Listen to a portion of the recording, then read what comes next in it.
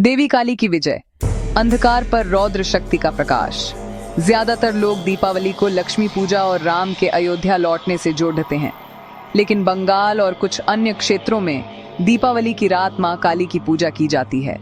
यह कहानी बुराई पर क्रोध और शक्ति के विजय की है, जो अंधकार में छिपी हर नकारात्मकता को नष्ट करती है।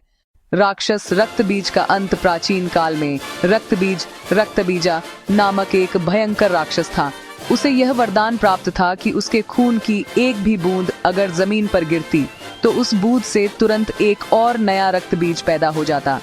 देवताओं के लिए उसे हराना असंभव हो गया था, क्योंकि वे जितनी बार उसे मारते, युद्ध के मैदान में उतने ही ज्यादा राक्षस पैदा हो जाते।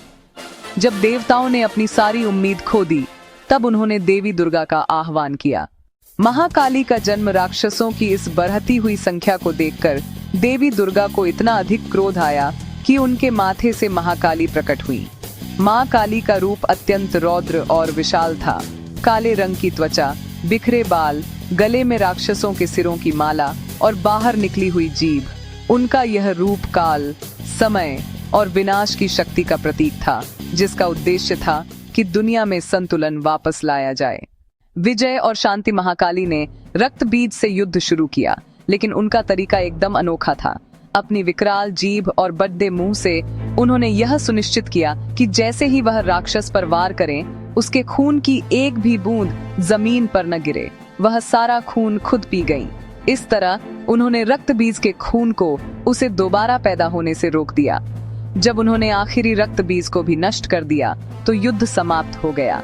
लेकिन काली का क्रोध इतना प्रचंड था कि वे नियंत्रण से बाहर हो गईं और उनकी विनाशकारी ऊर्जा पूरी दुनिया को नष्ट करने लगी।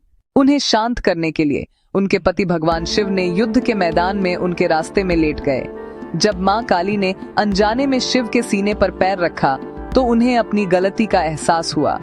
उनका क्रोध शांत हुआ और उनकी जीभ शर्म और पश्चाताप से बाहर आ गई। इसी घटना के बाद उन्हें अपनी उग्र लीला समाप्त करनी पड़ी। दीपावली की रात मां काली की पूजा आंतरिक और बाहरी बुराई, अज्ञान, क्रोध, लोभ पर दिव्य शक्ति की विजय का प्रतीक है। जिस तरह काली ने रक्तबीज को नष्ट किया, उसी तरह भक्त प्रार्थना करते हैं कि मां उनके जीवन के अंधकार को, हर बुराई को और उनके मन के राक्षस को नष्ट करके सच्चा प्रकाश लाए। इसलिए यह पूजा विनाश के माध्यम से नई शुरुआत और शुद्धि का उत्सव है। यह कहानी हमें सिखाती है कि प्रकाश सिर्फ धन, लक्ष्मी या धर्म, राम से नहीं आता, बल्कि कभी-कभी शक्ति की प्रचंडता से भी आता है, जो सबसे गहरी बुराई को खत्म कर देती है।